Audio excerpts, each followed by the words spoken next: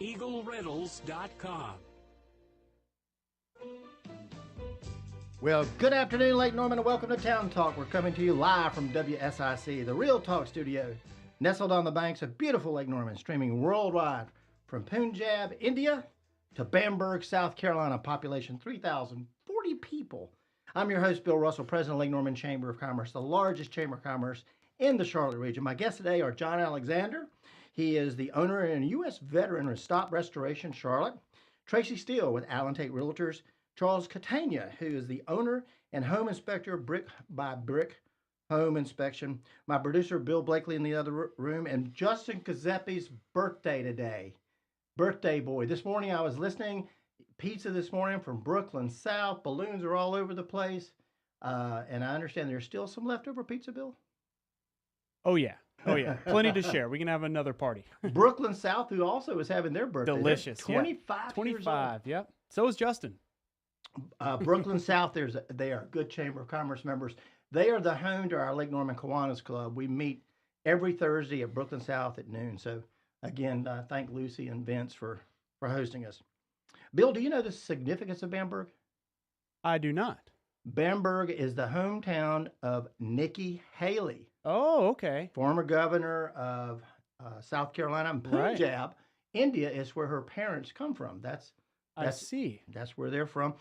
Nikki was actually on the Orangeburg County board of the Chamber of Commerce. She was also on the board of the Lexington Chamber of Commerce, and she's also was and probably still is a member of the Lexington Rotary Club, Tracey, that you've been very involved in. Of course, Nikki last night, 43% of the vote. Donald had 54, so he outpaced her a little bit, but she's still hanging in there. That's it. Did you watch that at all? I missed it. Sorry. Birthday planning. Those balloons aren't going to blow up themselves. Well, Donald wasn't particularly happy she's still in the race, but she's a Gamecock. Actually, she went to Clemson, but she's a Gamecock, and Gamecocks fight to the death, and so she's probably in this for the long haul. I don't see her dropping out. Nothing wrong with competition. Nothing wrong with that at all. Are you following that at all? Are you following the whole presidential primary? I do. Yes, I do follow it, but I'll keep my comments to myself. I found that you can live longer by just keeping your political comments to yourself. Well, there you go. There you go. John? Yes, I have been following it, and it's going to be a wild ride. So it is going to be, and I know you were. Oh, yeah. You're very involved in Mecklenburg County Republican politics? Yes. Are you still? Yes.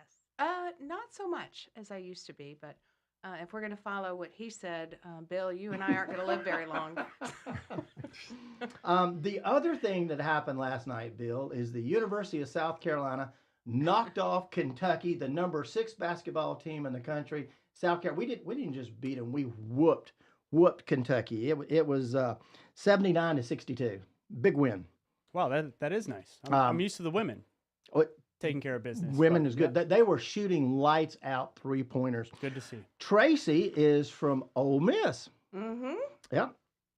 And Tracy, I don't know if you know, but February 6th, South Carolina is playing Ole Miss. We're going to be playing Ole Miss at home.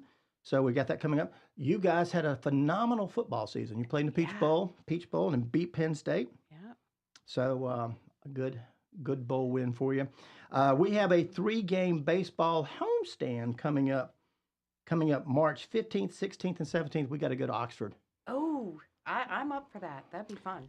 Bill, did you hear about the Ole Miss rebel? He's walking down the Mississippi coast. He's right down there. He's walking around. He finds this lantern, and of course he gets it out of the mud and he kind of polishes it, and out pops a genie. Genie comes out and he says, "I will give you one wish." And he said, "Well, I thought I'd get 3 wishes." "Nope, you're going to get one wish." And he said, "And I've been in here for 1,000 years, so kind of take it easy on me." So the Ole Miss guy thinks, he says, "How about world peace?" And the genie said, "Are you kidding? I can't do world." So I said, "Take it easy on me. That's a little bit hard. Give me something else." He said, "How about being able to take on those cocks in that baseball game and have a sweep?" And he said, "Where's that map to the Middle East?" Okay. Nice. I like it. Well played. Tracy is a graduate of Ole Miss, and you studied biology and chemistry, and now you're a realtor. How did you go right into that career path? Biology and chemistry, I couldn't find anything that I really wanted to do that fit my personality. I like to be with people. I like to help people. I like to get out there and be out and about. So when I had my two boys, I really wanted a career that would allow me to not miss their t-ball games. Okay. Be able to do everything that I needed and wanted to do with them. And real estate was a perfect fit for me. And you're a realtor where?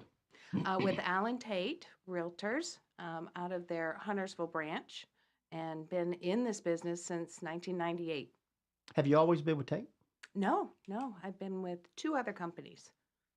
Okay, well, we're getting a lot of information, and we're seeing some slowdowns in the national market with home sales.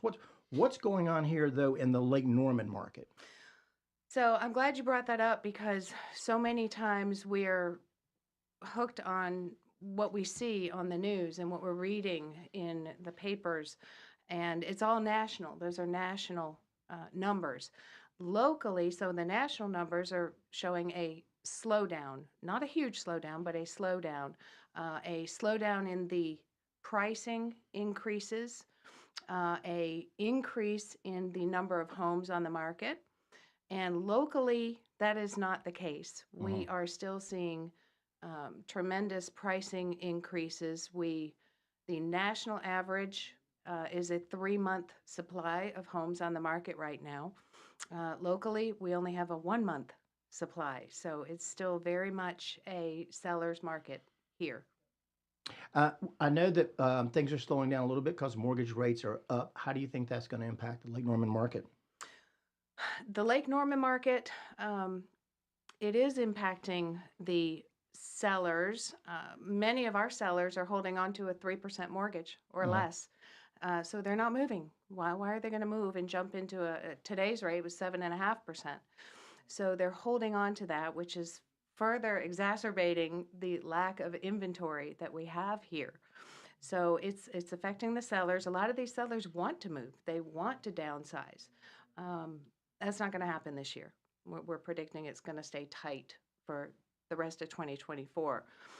Buyers are where the mortgage rates are really affecting them. A buyer of a home in 2020, when the rates were 3%, 10% down, 30-year fixed, their monthly payment was $1,100. At today's rate, their monthly payment is $2,100. So that's a $1,000 difference, and it's keeping our first-time home buyers out of the market. And you said that inventory is a little bit different. What are we seeing at the price points in inventory? Price points are still going up in this market. Right now, we're about 10% up year over year. Nationally, you're hearing the numbers about 4% up. So we're still increasing in prices higher than the national, which is a great thing for us. When we come back, I want to talk about programs for first-time home builders and some of the other things we have, and why use a realtor in a seller's market. So I want to get into some of those issues.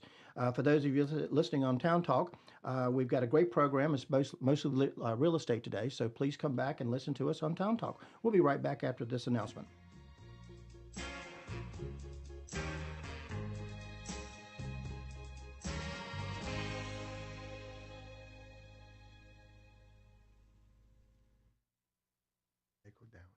Yesterday, they were under 7. Good. For those of you who are streaming with us on all of our platforms, we're on X, which is Twitter. We're on Facebook. We're on LinkedIn, YouTube, a whole host of other things, podcasts. Or what's some of the podcasts we're on, like Apple or something? Yeah, Apple, Spotify, Amazon, pretty much anywhere you can grab a podcast, we try to put it there. I was talking to Rachel Brumfield just a little bit earlier, and I think she goes working out or walking or something like that. She puts her headphones on and she's listening to the audio. So if that's some of the places that you can catch the audio version of it. We use this opportunity, Charles, to talk about some of the Chamber of Commerce activities. So we're coming up. We have a marketing seminar on Tuesday, February 20th. 3:30 to 5 o'clock, Jamie Lane, who is with our Lake Norman EDC, is going to be doing a program on Canva. It's Design Like a Boss, Master Canva, and that's going to be at the Chamber of Commerce. Jamie had all of these marketing materials and things that she uses to promote the Economic Development Corporation. And I said, how do you do that? And she said, on Canva. And I was like, what is Canva? And we had a board meeting the other night where we're talking about another program. And some of the tech stuff, I'm not quite up on. So we got Jamie Lane coming in there talking about that. Tomorrow, January 24th, 4:30 to 6:30, we're having an open house with Sawyer's Insurance in Mooresville. That is Vicki Sawyer. She is having her new insurance opening up in Mooresville at the Joe Knox Avenue office near the YMCA. That's taking place 132 Joe Knox Avenue, Suite 113, Mooresville. Vicki would love to see you in her new office. Also tomorrow, January 24th, 6:30 to 8, our Lake Norman Young Professionals are having their off-the-clock social. That's taking place at the Dive Bar in Cornelius, 20910 Torrance Chapel Road. Again, they get together. This is young people 21 to 39.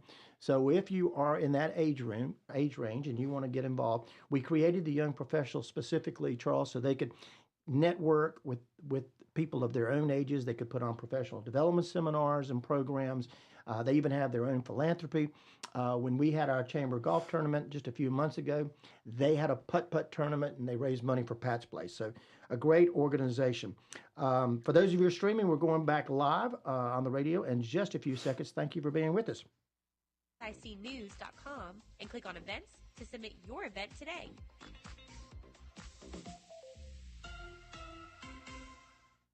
Town Talk continues now. Here's your host, Lake Norman Chamber President Bill Russell on 105.9, 100.7 WSIC. Well, we're back on Town Talk. I'm Bill Russell. We have John Alexander. He is the owner of Stop Restoration. Tracey Steele, Tate Realtors. Charles Catania, owner and home inspector, Brick by Brick Inspection. Tracey, before we went on break, we were talking about some of the real estate in our market. Why use a realtor when we're in a seller's market? It's a good question. It is a seller's market. A good realtor is a master negotiator. Real estate's become very, very litigious recently. Anything you guys can think of, they're coming to us, suing repairs, especially, which we'll get into with this group. You get access when you use a realtor to all of their network, their entire professional network, their home stagers, their inspectors, their restoration pros, everybody they know. It has also been shown by NAR, the National Association of Realtors, that you are going to, as a seller, get more money in your pocket, which is what we all want, by using a realtor. And that is primarily through the exposure you get from using a realtor and their negotiation skills. Mm-hmm. Are there programs for first-time home buyers? Yes. North Carolina has a program which is titled the First Home Advantage Program. And that's a little bit misleading because you would think it's only good for first-time home buyers. Mm-hmm. That is not true. It is good for first-time home buyers. It is a $15,000 loan, so to speak, that they will give first-time home buyers, but you do not have to be a first-time home buyer. As long as you have not owned a home for the last 3 years, you qualify for this program. That is one of the qualifications. Others are credit scores and obviously employment. But yes, I would talk to a lender about that and take advantage of the $15,000. Tracey, John is a vet. Are there programs for vets for like first-time home buyers? Absolutely, and all the lenders have those programs. Okay. Is it better to rent or buy right now? That's a sticky question. If you'd asked me that 3 years ago, I'd say, oh, you better buy because your monthly payments were less than what you were paying for rent. Not so much these days. And there's a lot of things that go into whether or not somebody wants to rent or buy right now. Mostly preventing them from buying is the lack of cash. Uh-huh. So a lot of them are renting. The due diligence money that it's taking for buyers to purchase homes in the seller's market is astronomical. So, And we threw out a couple of terms: buyer's market, seller's market. Probably everybody knows what that is, but explain, what is a buyer's market? What is a seller's market? seller's market is when we have too many buyers and not enough sellers. There you go, plain and simple. Lack of inventory, and that is where we have been and where we will continue to be for at least this year. Should a seller get a home inspection done prior to listing their home for sale? This is much debated in the real estate world. My belief is yes, get that inspection done before you list the home. There are pros and cons. The pros being the seller can then know what repairs need to be made, get them made, and present that to potential buyers, which is super important given the amount of due diligence money that buyers are putting down. The con to that is now the sellers know what is wrong with the home, so they either need to fix it or disclose it. And realtors, we have to disclose it. So even if the home seller chooses not to disclose it, as the realtor, we have to disclose it. You know, something that is critical for any home sale is the home inspection. And that's when I said, I'm bringing my good friend and chamber member Charles Catania under here to talk about that brick by brick home inspection. Charles, I'm gonna kick that over to you. Should you get that inspection before you list it? I have done in the past several pre-sale inspections. To Tracy's point, yes, it's great to know what you have wrong with your home before you put it on the market. The amount of the number, not the amount, but the number of pre-sale inspections have dropped significantly because of the fact that there is no inventory. It's also impacted home inspectors on a whole, because a lot of people say, I want the house. I don't care. I don't need to spend X number of dollars on a home inspection. I want this house. So they bypass the whole inspection. I try to point out to some of these buyers who tell me this that it's a punch list. You should know what you're getting into. Right. There have been instances where I've gone into crawl spaces and found floor joists completely rotted out, which can cause serious damage to the interior. Somebody can move in, put a piano over that section of the home, and that whole thing can just cave in. They're not going to know this unless somebody's in there looking at it. But unfortunately, because of the market being what it is, people feel, well, I'm not going to worry about it. I'll deal with it later. And it's an unfortunate circumstance in some times. Tell us about Brick by Brick. Tell me about your company, the services you offer, and what is your market that you cover? The area I cover is mostly, I would say, 40 miles from dead center Charlotte. I've gone as far northeast as Salisbury, Lexington area, Dallas, Lenore, all the way down to Indian Land and Tigre Cay area. So I cover, it's my own company. It's me. I pick my schedule. I don't inundate myself with too many inspections where I can't perform adequately. But yeah, I cover a pretty large area. And I've been to all different areas within that 40-mile radius that I picked. Tracey, Allen Tate is a huge organization. I know that they're into York County, South Carolina. How big is Tate now? About how many realtors work for Allen Tate? About 1,400. 1,400, wow. And you cover what area? We cover all the way from the Raleigh area all the way over to the western tip of North Carolina, down through the upstate of South Carolina.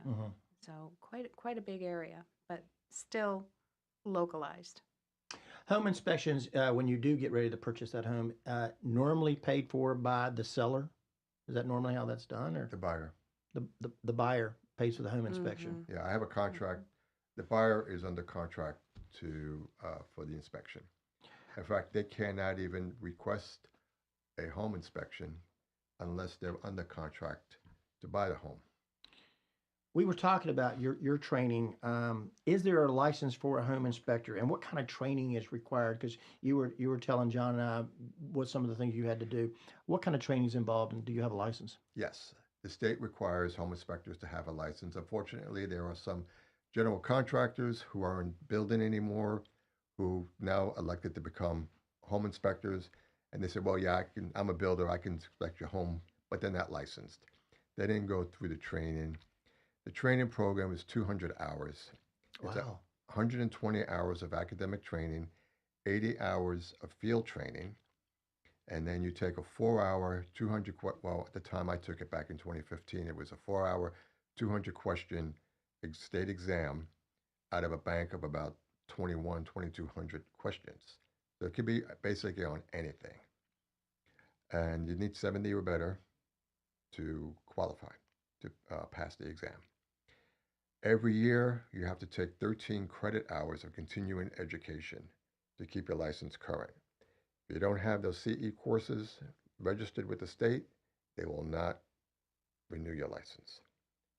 Plus, you need to also have insurance. You need errors in admission and liability insurance also. And Tracy, a realtor has to have the same continuing ed. How often does that come up? Every year, 12 hours, plus an additional for realtors. We have to take an additional ethics course once every 3 years. Charles, what is considered a defect of the house? I'm glad you asked me that. People get confused between a defect and a cosmetic problem. Mhm. A defect is something that is not operating or performing the way it was designed. In simple terms, there's a garbage disposal. I turn it on, it hums. That's a defect. It's not doing anything. Okay? There's a dishwasher. It functions. It's doing everything it has to do. Has a little dent on the outer sheet metal. They want me to write that up as a defect. Right. I says, no, it's not a defect. It's operating the way it's designed. That's a cosmetic change. I had one individual, and I still bring this up a lot of times because it was just very humorous. Not to him, unfortunately. He bought a spec house, and they had dark wood floors, and it had impressions in them all through the floors. It was a design. It looked almost like somebody took a hammer and did it, but it was actually the whole flooring was done like that. Mhm. And it's a brand new house. He says, that's a defect. I says, not a defect. It's the floor. He says, no. So I asked him, I says, well, you bought the house. I mean, you had the house built, didn't you order the floor? He says, no, it came that way. I bought it already made. I says, well, then you saw it. Then why did you buy it? He says, I didn't notice it, but my wife did. Oh, So I says, well, I'm sorry, buddy. It's not a defect. yeah. Charles, you just brought up the crawl space, and I'll tell you, some of the crawl spaces, like my house, it is not even crawling. It's squirming up under the house. When we come back, I want to talk about that because I got to tell you, I knew that some of my HVAC needed to be rewrapped under the house, and I got up under there. It was at night because what did it matter? It's under the house, and so I got my little headlight on, get up under there, and I'm in the process of wrapping the ductwork when I heard something run by my head. Don't have any idea whether it was a squirrel, a rat, what it was. But I got out of the crawl space really, really fast. And I don't even know how these people move under the crawl space. But when we get back, I want to talk about that. And John, I want to come back to you and talk about some of the things that you do with restoration. Sure. So for those of you who listen to us, we'll be right back on some real estate matters. Stay with us on Town Talk.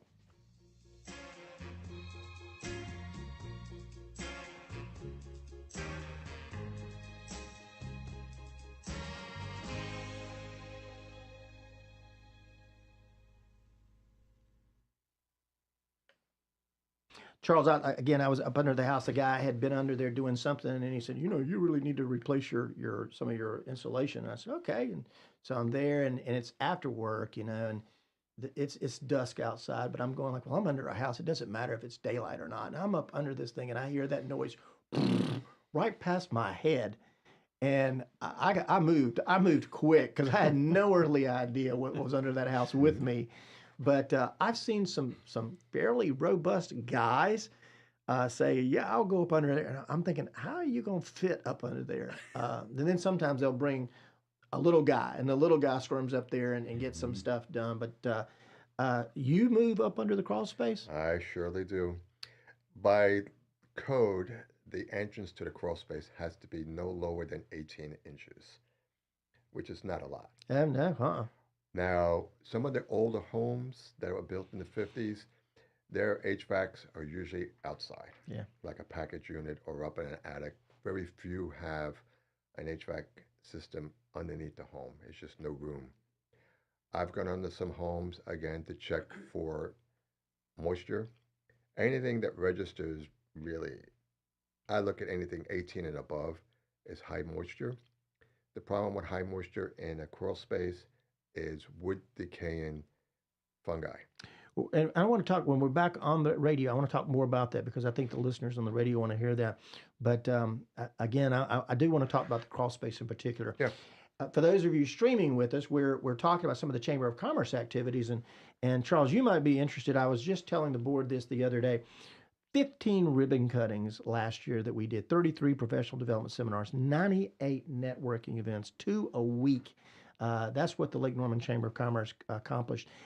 On Tuesday, January 30th, 11 o'clock to 12 o'clock, we're having another ribbon cutting at Gatsby Glass. That's in Huntersville. So there'll be refreshments, and they're going to be at Siegel Suite, Suite 21 in Huntersville.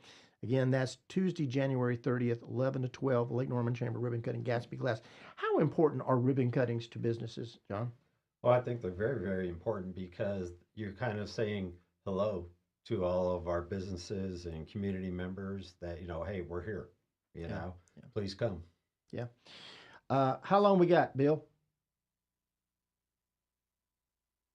A little over 30 seconds. Well, those of you streaming with us, we're going to go right back to live in just a few minutes. And we're going to talk about those crawl space issues because I think that's really important. So stay with us here on Town Talk. When you need it. I was surprised there were no facts in there. I mean, normally in that you have alleged facts. So they said that this was a false business record entry to aid and abet another crime. We're not saying what the other crime was. This is WSIC. I believe that the Biden administration should ignore this ruling. It is up to the Biden administration to choose whether or not to enforce such a ruling. WSIC. News, talk, now. Lake Norman Chamber President Bill Russell is on WSIC with Town Talk. Join in the conversation by calling 844-STUDIO-4. Now, back to the show. We're back on Town Talk. I'm your host, Bill Russell. My guest today is John Alexander. He's with Stop Restoration. Tracey Steele with Tate Realtors, and Charles Catania, Brick by Brick Home Inspection. And before we went on break, we were talking about that crawl space. What are some of the issues that you find in crawl space? One of the things I look for in crawl spaces are any type of physical damages where floor joists might be cracked, columns. Some people have had problems in their flooring where it was sagging or trampolining, and they call somebody and goes, oh yeah, I can fix that.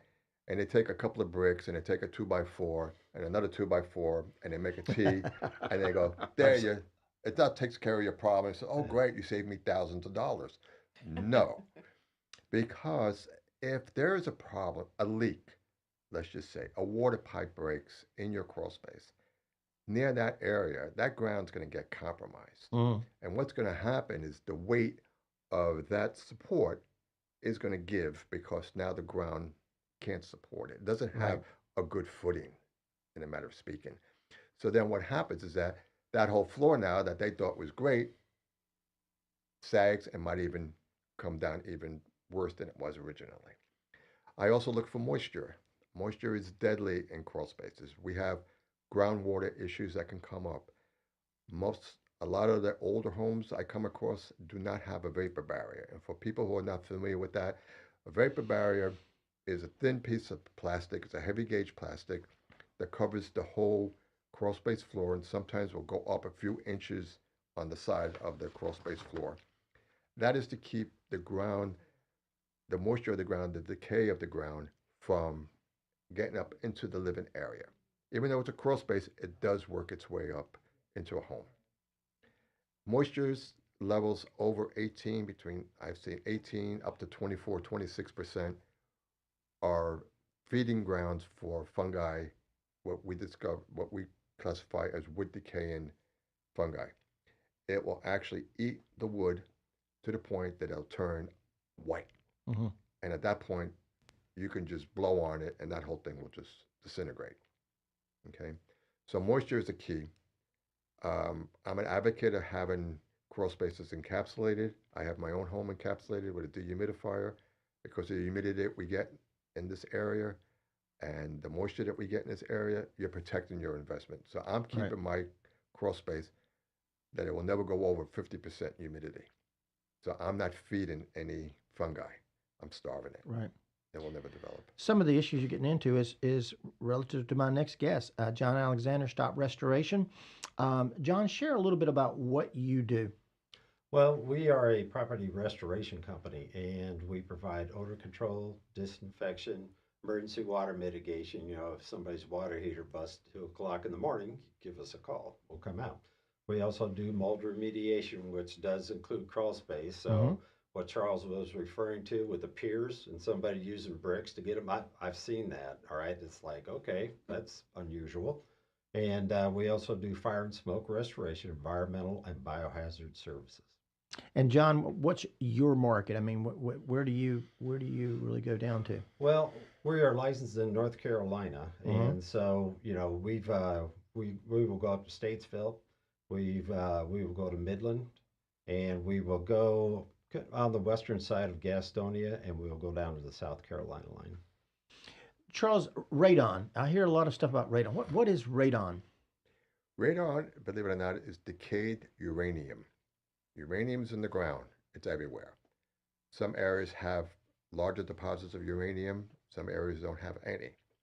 When the uranium deposit starts to decay, it emits a radon gas. It's just like carbon monoxide. It's odorless. You can't see it. You can't feel it. But believe it or not, according to the EPA, it's the second leading cause to lung cancer after cigarette smoke. People don't realize how dangerous it is. But you don't see it, you don't feel it, people don't think about it. I mentioned it to them, says, how much is that? Oh no, it's okay, I'm not gonna bother. It's harmful to you. It's harmful to your family. It's harmful.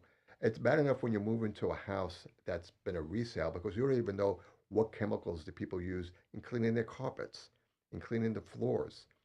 I recommend people get an air sample. You don't know what's in the vents. Those vents may have never been cleaned out. You don't know what kind of bacteria is in the vents. And you're bringing your family in here thinking the house is safe and new and everything else. And 9 times out of 10, it's not. Charles, before we started the show, I was sharing with John, you're a data integration guy. You work with TIAA Craft, also Proficient. How did a data integration guy end up in home inspections? To keep it under 3 minutes. It was my girlfriend and I were looking for a home at the time, and I would find things that were wrong with it, even though she was more impressed with the way the house was staged. And over dinner one night, she says, "Why don't you become a home inspector?" And I says, "Well, I have a job. I'm in IT. I'm making a good salary. Why would I want to do this?" She says, "Well, what if you get laid off?" You know, the name of the game was as you progress in IT, they'll like to bring in younger people. They could bring in 2 for what they're paying for you, and you're out in the street with a sign saying, "I'll work for food." So I looked into it back in 2015 and took the exam and passed it. And I was doing it part-time. I was using the capital of my 9 to 5 to pay into my business to do the advertising because I didn't know anything about running a business. And you learn really quick on things not to do. And in 2019, TIA was offering separation packages, and you take a package and went full time. Right. That was it. Charles, how do you charge? Do you charge by square foot of the house? How long you're there? How do you come up with your fee? I roll the dice and I say, okay, what do I want to charge this person? No, basically, like I mentioned before, I am Midland with the price structure. It's guys that are lower than me and it's guys that are much higher than me. But to answer the question directly, it's based on the square footage, the year of the house, the age of the house. Because I know that if I'm getting to the house that's been flipped in the 50s, I'm going to have issues, especially like crawl space and things of that nature. I did one house a couple of years ago, and there was actually a tree stump no exaggeration, 2.5 feet high in the crawl space Mhm. that they built around to extend the house. They never took the tree stump out. They said, "Oh, it's dead." I said, "Yeah, it's dead now, you think?" But no. Mhm. But basically, it's those two factors. And when gas was higher than it is now, it was also a little bit of a surcharge on gas. Before we go anywhere else, if somebody wanted to contact you at Brick by Brick, how would they get a hold of Brick by Brick Home Inspection? They can go to my webpage, Brick by Brick Home Inspection. Google Home And of course, Inspection. call the Lake Norman Chamber of Commerce. Exactly. Exactly. That's the biggie. Tracy, same kind of question. Realtors, is there a set fee? It's a percentage of the home sale, right? It is a percentage of the home sale that currently you negotiate with the seller prior to taking the listing agreement. All commissions are negotiable, and that's between the listing agent and the seller. I was sharing with John back at Christmas time. I'm at home one night. This has been about 10 years ago, but I'm at home, gone to bed. I had a Labrador retriever at the time, and he was in the hallway. And all of a sudden, he gets up and starts walking down the hall and kind of whining. I'm going like, "What's wrong with my dog?" And so I get up and I start walking down the hall and I start hearing this kind of a roar. I'm going, what is this? And I start walking toward the kitchen. I'm hearing something, and then I walked to the pantry and opened up where the washer dryer is. And it was like Niagara Falls. A hose had busted and was shooting up to the ceiling and then coming down like a waterfall, full blast. Of course, I knew where my water valve was, immediately cut off the water. I was home, and it had just burst. And I'm thinking, oh my gosh, what if I had been away? And I went to Lowe's, got a new hose, and they said, "Well, you do replace your hoses, right?" I'm like, "Why would you replace a hose? It's rubber, it gives out." And how many of us have hoses on our washer dryer, been on there 10, 15, 20 years, never replaced, and then we go off for a week's vacation? If I hadn't been home, John, I would have had a mess on my hands. Yes, you would have. How many times do you see things like that? Well, we actually have been in a couple of houses to where they were in Europe for 2 weeks, and they think that the water had been running for about 8 days, and total loss. We had to take everything out. I mean, second floor, first floor, we basically took the house down to the studs. And I would highly recommend anyone that if you're going to be out of the house for any protracted period of time, you can shut off the water supply, Right. and that way you don't have to worry about it. So, but yes, we have seen lots of situations, and most of them is where the house is unattended, and like I said, water heater breaks, or the clothes washer, the dishwasher, somewhere in the plumbing that breaks, and it's game on. You residential and commercial? Yes, sir. We do residential, commercial, and industrial. So, yes, sir. Tracy, you're on my board of directors of the Chamber of Commerce. So is John, and I was sharing. I was up at a seminar, and we had a water fountain that busted a hose, and I'm up at the seminar, and they come running up there, and on that particular instance, no, I had no earthly idea how to shut the water off. So lesson number one is know how to shut your water off to your building or your house. Know where to find it, Yep. and that's part of our education when we're with clients. That's something I include in the in my reports. Yeah, good idea. Take a photograph of it and see if this is your main water shut off. Mm-hmm. We're going to a break and recognize our sponsors. And when we come back, we're going to be talking to Tracy, John, and Charles. More issues on real estate. So stay with us on Town Talk. We'll be right back on WSIC.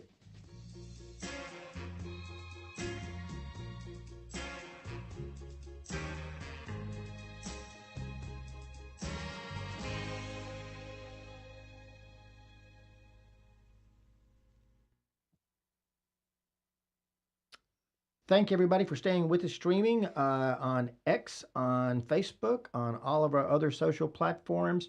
This past Friday, we had our Focus Friday at the Chamber of Commerce, which is a community legislative affairs program. We had Senator Vicki Sawyer, Representative John Bradford. John joined us virtually. Vicki was there in person. And she, as chair of transportation, covered a whole host of issues. But Beth Cashin, who is a former commissioner for the town of Davidson. She is our public policy chair this year. And on February 16th, Again, third Friday, 8:30 to 9:30, we're going to have a focus on Town Hall. So we'll have our three mayors, Woody Washam, we'll have Rusty Knox, and we'll have Christy Clark. They're at the Chamber of Commerce, 8:30 to 9:30, to talk about issues coming up in their respective towns. They'll cover that. And then to keep that local flavor, on March 15th, she's going to focus on our local police departments. So all three police chiefs are going to be there as well. And I think she's going to untap the three managers and the three Parks and Rec people. So looking forward to that. On Thursday, February 15th, we're having our Education Power Luncheon. And we have Chris Marsicano, who is the Assistant Professor of Education Studies and Public Policy at Davidson College. He's going to be our keynote speaker, but that's an event we're going to hold at noon at Northstone Country Club, where we recognize the outstanding teachers. So our outstanding teacher from Charlotte-Mecklenburg Schools, also our charter schools and our private schools, as well as the corporation that's promoted vocational training in the area. And so it's a chance to say thank you to those teachers. I got to tell you, John, I was a holy terror on my early grade school teachers. They had tremendous patience. Yep. First, second, and third. They always said, if you look at my old report cards, it says Billy was a very busy boy, or Billy is way too talkative. Billy can't stay in his desk.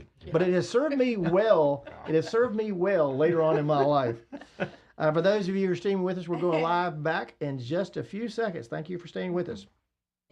Chi-Town Transit Authority, Kane Center for the Arts, Saturday, February 3rd. KaneArts.org. That's CAIN arts.org. Have an event you'd like to tell people about? Yard sales, estate sales, and everything in between? Visit WSICnews.com and click on events to submit your event today.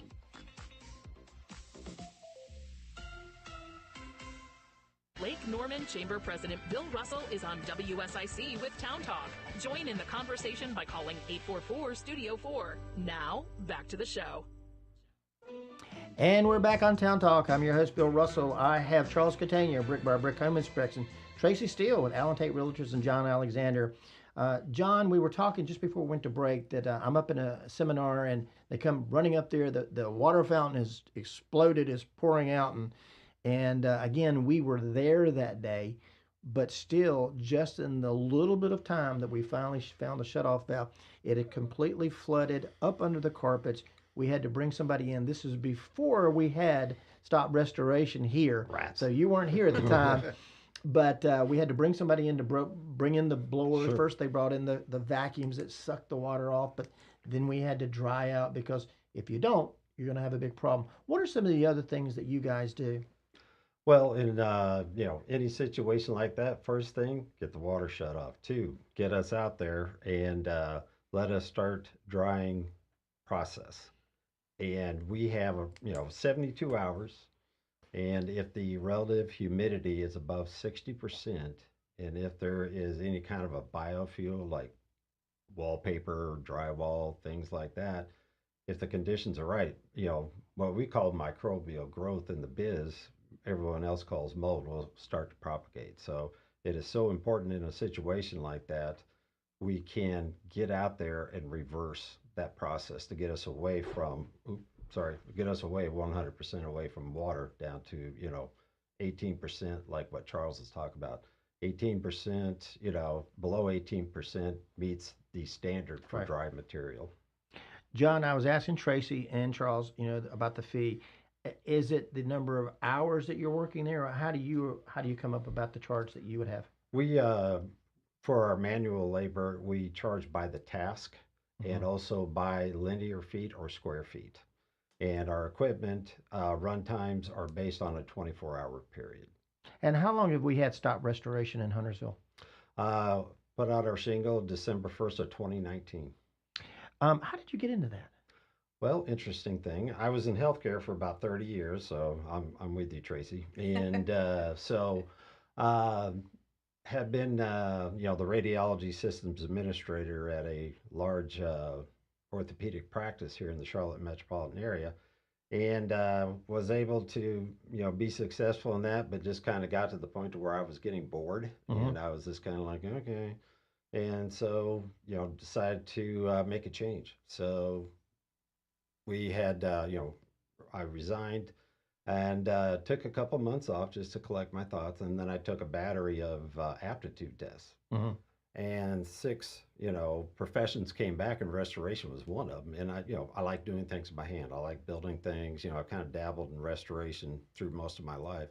And I was like, hey, look at that. Isn't that something? Restoration. Who'd have thunk it? Is there certifications and training like what Tracy and Charles have to go through? Yeah, it's not a requirement, but any restoration company worth their salt becomes certified by the International Institute for Cleaning and Restoration Certification, the IICRC. They're like our governing body. And, they have, certifications. It is, anywhere from 40 to 80 hours of classroom instruction, studying, testing, continuing education for, like I say, from odor control all the way to biohazard, trauma, crime scenes, things like that. Somebody has the problem. How did they get in touch with Stop Restoration? Well, there are multiple ways to get a hold of us. They can call our website number at 704-312-1121, or the office phone number is 704-309-7258, and the phones get answered 24/7. Or call the Lake Norman Chamber of Commerce. Yes, sir. Absolutely. As long as they're open. Tracy, you and John are on my board of directors. I think you've been on there for, is it 3 years now? 3 years. 3 years. John came on last year. John, you were formerly with the Huntersville Connection, or the Huntersville Regional, doing business as the Huntersville Regional Chamber of Commerce. Yes. You're now on the board of the Lake Norman Chamber of Commerce. We have actually consolidated the Huntersville Connection as part of the Lake Norman Chamber of Commerce. So we're all one big family. What, though, is the difference in your view, having been somebody that was involved in the connection, now moving over to the Chamber of Commerce? What's the difference? And what would you say to any business, whether they're in Huntersville, Davis, or Cornelius, or if they're in Mooresville, Troutman, Statesville, Denver, why should they belong to a Chamber of Commerce? Well, when the Huntersville Connection merged with the Lake Norman Chamber, it just opened up a wealth of resources for us. The social media, the interaction with all the 800 and some odd members of the chamber, and I was all for it. And I was just like, yeah, we got to do this. And I was already a member of the chamber, so from the standpoint of how it is beneficial for somebody, it's hard to calculate or quantify it, but it gives you such exposure to your business. You get to meet other professionals that, and to increase your network. And that's the whole thing, is that, I have to call upon people that, I'm not a flooring guy, I'm not a plumbing guy, but you meet all these people at the chamber and you build those relationships and you do that network so that when you need a plumber or you need a home inspector or a realtor, you know who you can call. So I think it's worth every penny of it, and worth every second of my time since I've been in the chamber. Tracy, Tate Realtors has been a big part of our Chamber of Commerce, and quite a few of my board members have been Tate Realtors. But same kind of question, even if you're in Statesville, if you're in Cabarrus, Concord, Denver, anywhere, York County, why should you join your local Chamber of Commerce? It's that personal touch that you get. I think so often in our businesses, we're busy relying on social media. We're relying on various advertising. Nothing beats face-to-face, meeting people, talking to people. It's just a great opportunity to network and expand your sphere. Charles, I want to get back to what you do, and then I want to ask that same question to you, but how long does a typical inspection actually take? It can run from 2 hours up to 4 if you have a rather large home, which I've had a couple of 3 in the past that were over 6,000 square feet. And you may have said this earlier, but how long have you been doing this? Since 2015, I started. That's when I got my license. What should you do to prepare your house for a home inspection? A pre-home inspection, yeah, sure. Or yeah, get it inspected to find out what's wrong with it before you put it on the market. That's one thing. There's really not much. What people see are, as I brought out earlier, a lot of cosmetic issues and not necessarily a defect. Right. People say, well, my house is clean. I don't have any leaks. the faucets work and all, but they don't realize something very simple is you put on the bathtub, you got the water running in the bathtub, you pull up the diverter to make the water come out of the shower, and it's coming out of the shower and it's coming out of the tub at the same time. Okay, the tub faucet. Well, that's a defect. Shouldn't happen. And people don't realize that. Okay? People don't realize that the faucet in their sink moves. That's a defect. Well, I'll just tighten that up, okay? But the seal is broke now. You gotta reseal that whole unit, or else it's gonna leak under the sink. Okay. Just take a look at your home. Make sure your windows work. People, you'd be surprised how many people don't realize those little tabs on the bottom window. When you lift the window up a little bit and you push those tabs inward, the window comes out, comes down, so you can clean it. People say, "Wow, I didn't know that. I've been going outside my house and cleaning my windows like this." I says, "Well, now you know." Yep. If John is getting his home inspected for the first time and he's trying to select a home inspector, what should be the questions he asks of that home inspector before he hires them? Well, obviously, the one would be how long you've been doing this. You would check his reviews on Google to see. People have reviews on Google, but they're a couple of years old. I tried to get my customers to put reviews out there so they're more current. If you see somebody who's been in business for 3 years and they have 400 and something reviews, it's a little skeptical on that one, because there are companies out there that you pay and they'll put reviews out there for you just to make you look better. I lost my train of thought. I'm sorry on this. Well, let me ask you. Pause. I've got about 2 minutes left, and I want to ask all three of you. So 2 minutes left, and inside of 30 seconds, what's the best business advice you ever received? The best business advice you ever received? Work for yourself. Work for yourself. Okay. Make your own decisions. Live by your decisions. You never make a wrong decision. You just make one that's not as educated as the next one. Tracey, what's the best business advice you ever received? Get up, get dressed, and go to work. Just get out there and do it. That's it. John? I would say probably the best advice I've gotten over the course that I've done is to don't hesitate to step outside your comfort zone. You know, don't let yourself get stale. Don't let yourself get into a routine or a rut running your business, because, you know, like they say, if you're not moving forward, you're falling behind. So, you know, the best advice I got was from Randy Marion. He was my board chair back several years ago. I think it was 2006 is when Randy was my board chair. And Randy said, if you're in this business long enough, bad things are going to happen to you. And how you respond to those bad things reveals your character. And if you think about that, yeah, there's going to be tough times, challenging times, bad things that happen to you.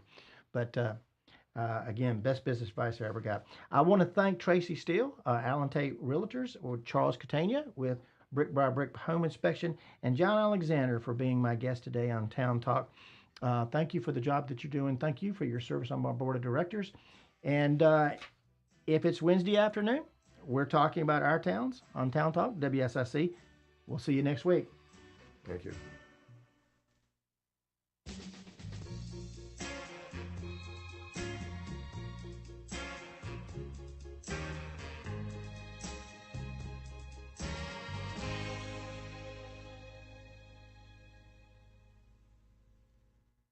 The new 105.9, 100.7 WSIC, Statesville, W290DK, Mooresville, Lake Norman,